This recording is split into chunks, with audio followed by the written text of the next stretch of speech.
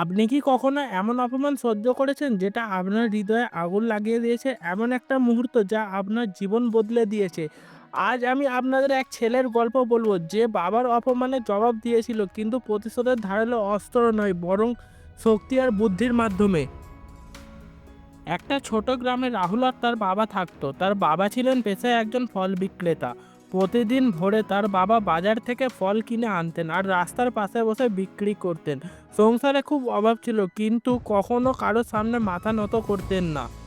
সেই দিনটাও ছিল আর ৫টা দিনের মতো, কিন্তু হঠাৎই সেখানে এসে দাঁড়ালেন নেতা রমেশ যাদব, এলাকার একজন প্রভাবশালী ব্যক্তি।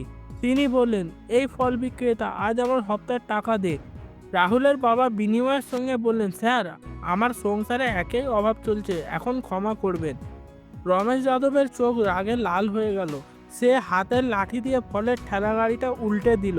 সব ফল রাস্তায় ছড়িয়ে পড়ল। তারপরে ধাক্কা মেরে রাহুলের বাবাকে মাটিতে ফেলে দিল। ছোট্ট রাহুল বাবার দিকে তাকিয়েছিল, তার চোখে জল, কিন্তু তার বাবা কাঁদেননি।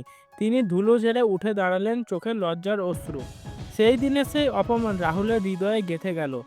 রাহুল বুঝে গিয়েছিল ক্ষমতা থাকলে কেউ তার বাবাকে আজ অপমান করতো না।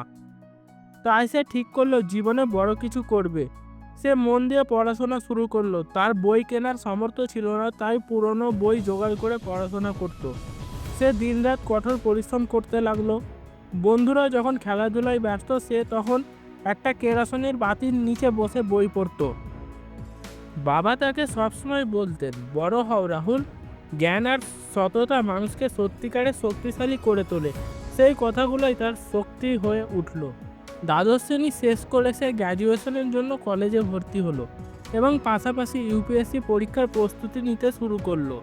যখন পরীক্ষায় আবেদন করার সময় আসে, তখন তার কাছে আবেদন করার জন্য টাকাও ছিল না। একজন শিক্ষক তাকে সাহায্যের জন্য এগিয়ে এলো। প্রথমবার সে প্রিলিমস পাস করতে পারল না। দ্বিতীয়বার প্রিলিমস ও মেন্সে সফল হলেও ইন্টারভিউয়ে ব্যর্থ হলো। কিন্তু সে জানতো প্রতিটি ব্যর্থতা তাকে আরও শক্তিশালী করে তুলছে। শেষ পর্যন্ত তৃতীয়বারে এসে সফল হলো। সে একজন আইএএস অফিসার পদে নিযুক্ত হলো। সেই দিন তার বাবা প্রথম খুশিতে কেঁদেছিলেন। রাহুল এখন একজন সৎ এবং শক্তিশালী জেলা অধিকারী। তার প্রথম পোস্টিং ছিল সেই শহরেই যেখানে তার বাবা একদিন অপমানিত হয়েছিল।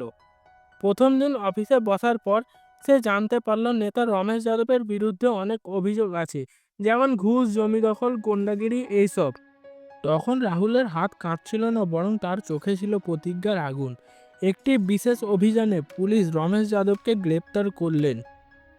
যখন রমেশ যাদবকে আসামি হিসেবে রাহুলের সামনে নিয়ে গেল, তখন রাহুল তার দিকে তাকিয়ে বলল, কি রমেশবাবু, আমাকে চিনতে পারছেন? রমেশ যাদব অবাক হয়ে বললেন, আপনাকে আমি চিনব কিভাবে?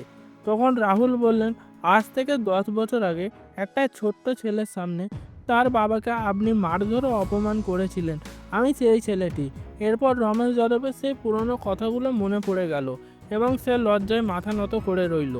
রমেশ যাদব তার সমস্ত ভুল বুঝতে পারল এবং কেঁদে ফেলল। এটাই ছিল রাহুলের বাবার অপমানের জবাব। এটা আমাদের শেখায়, প্রতিশোধ সবসময় তলোয়ার দিয়েই নেওয়া যায় না। সবচেয়ে বড় প্রতিশোধ হলো নিজেকে এত বড় করে তোলো যাতে অন্যায়কারীরা একদিন তোমার সামনে এসে নত হয়।